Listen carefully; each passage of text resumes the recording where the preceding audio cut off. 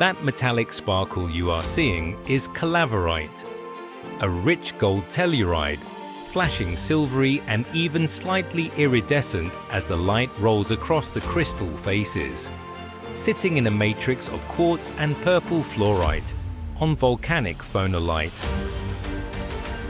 Stick with me, because this one is not just a pretty cabinet piece. It is a compact, high-country lesson in volcanic-hosted gold, tellurides, and why Cripple Creek became famous. If you love rare gold minerals and the districts that made mining history, hit like, subscribe to High Country Gold and Silver, and ring that notification bell so you don't miss the next video.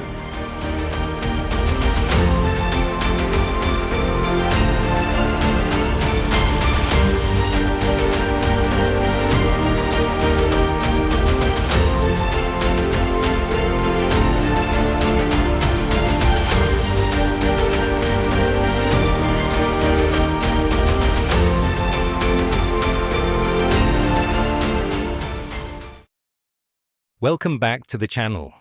Today I have a larger standout telluride specimen labeled Calaverite with fluorite and quartz on phonolite from the Mary McKinney Mine in the Cripple Creek District, Colorado. This is a large cabinet piece, measuring 10.8 by 10.3 by 4.2 centimeters, and it weighs 722 grams. And right away, this one delivers that classic Cripple Creek look. Volcanic host rock, bright quartz in its variant chalcedony, patches of fluorite color, and then those unmistakable telluride flashes that tell you are holding gold mineralization in a very specific, very famous geologic setting.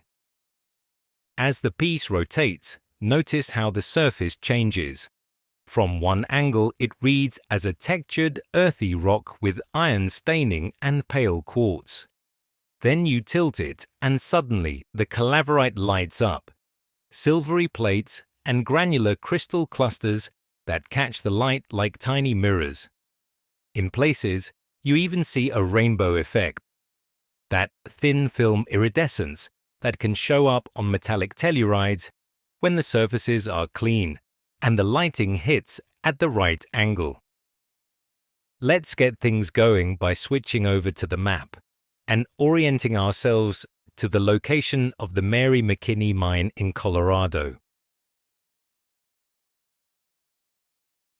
We will start out by zooming into the United States and onto the great state of Colorado. Then we will slide into the central part of the state along the Front Range, west of Colorado Springs, and near Pikes Peak, where high peaks, old mining camps, and volcanic centers all overlap.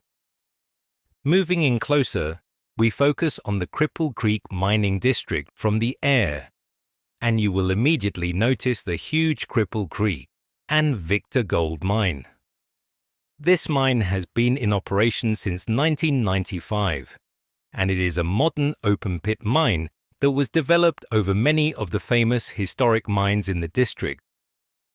Now we will pause right here, because this is important.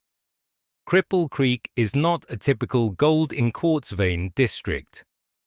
This is a volcanic system with alkaline intrusions and explosive breccias, and it is famous for gold occurring in telluride minerals. The pit of the Cripple Creek and Victor Gold Mine sits roughly over the Cripple Creek diatreme, which is the volcanic feature that created the conditions for the rich mineralization here.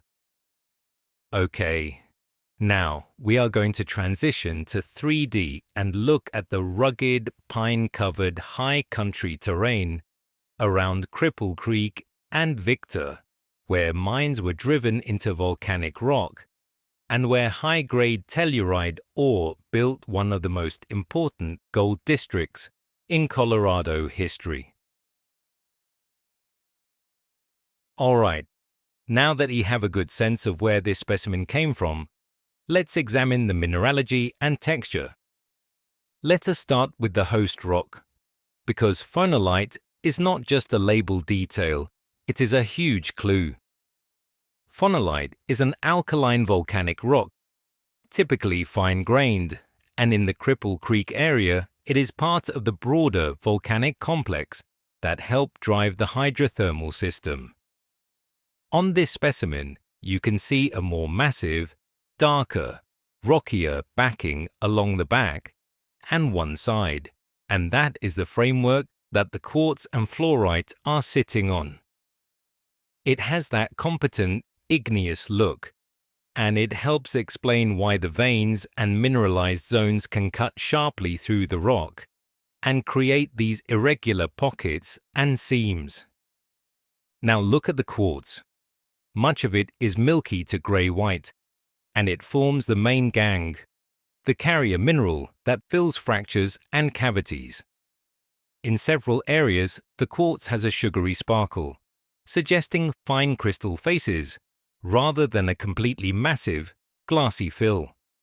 That matters because in these systems you often get repeated pulses of silica-rich fluid. Crack open a fracture, fill it with quartz, seal it, reopen it, and repeat. Each pulse can leave a slightly different texture, and that is exactly the kind of complexity you see here, even without cutting the piece. The fluorite is the color accent that really anchors this as Cripple Creek-style mineralization. In the close views you can see purple patches and streaks, sometimes faint and cloudy, sometimes more saturated, sitting alongside quartz. Fluorite is a classic hydrothermal mineral in many epithermal systems, and in telluride districts, it often shows up in the same general paragenetic neighborhood as precious metal minerals. It is not just pretty, it is telling you about fluorine-rich fluids and the chemistry of the system that transported metals. And then there is the Calaverite. Visually, you can see the metallic mineral as bright, silvery crystal aggregates scattered through the fluorite-rich zones.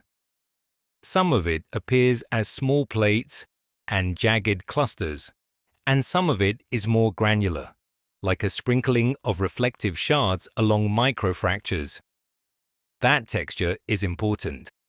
It suggests the Calaverite is occupying late-stage openings and microvoids within the quartz and fluorite, or along reactivated fracture surfaces where fluids had one more chance to deposit gold-bearing minerals.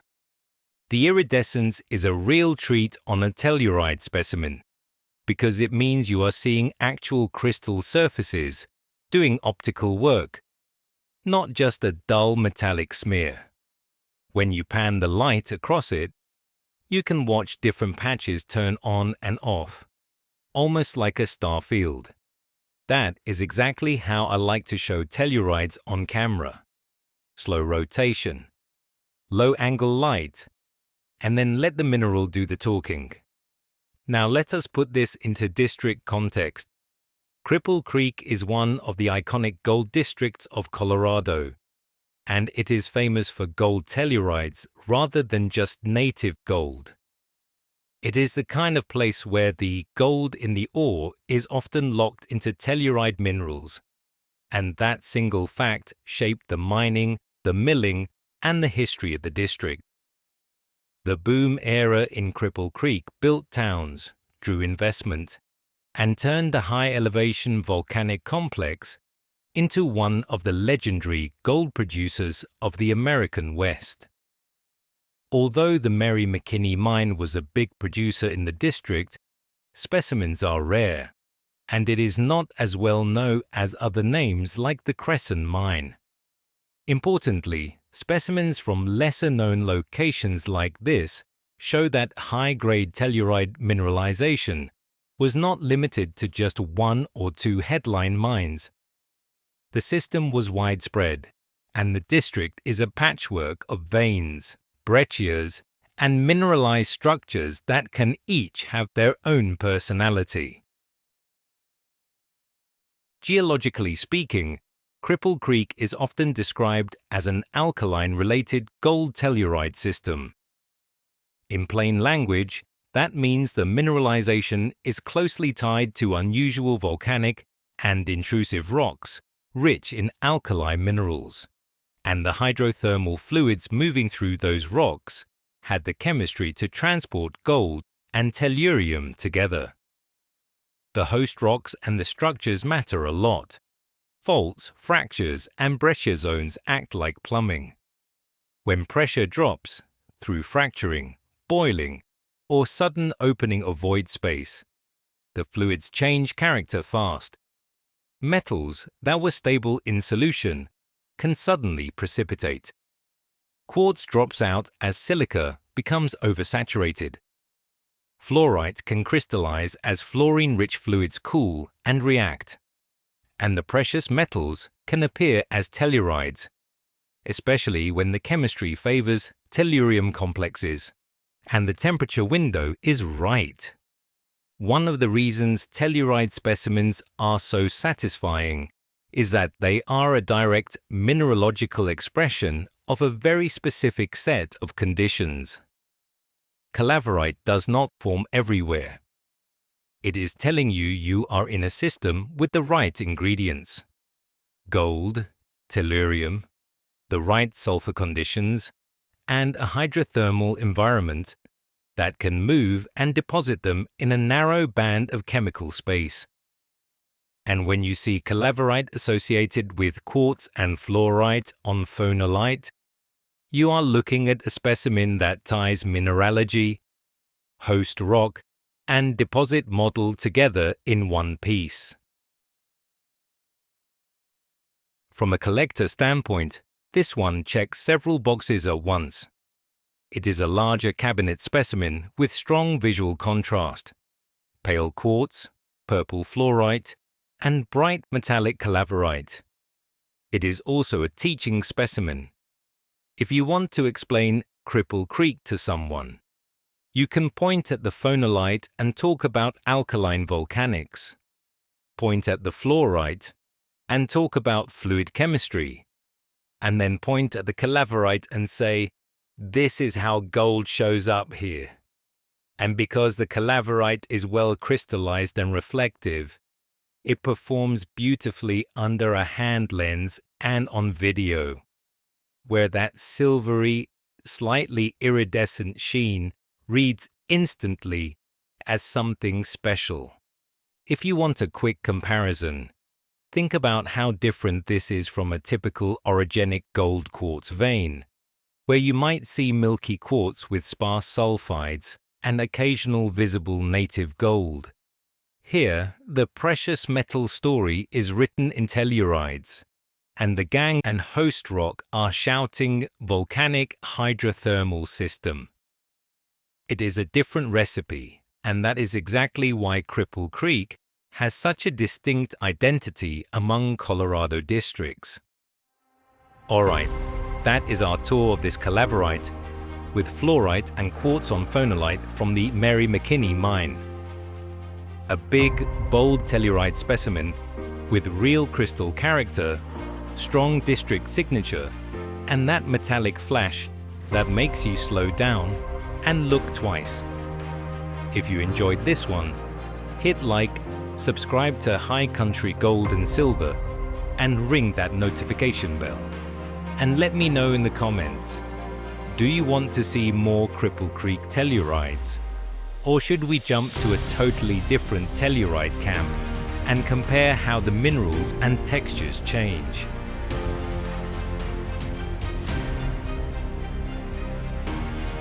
Thanks for watching.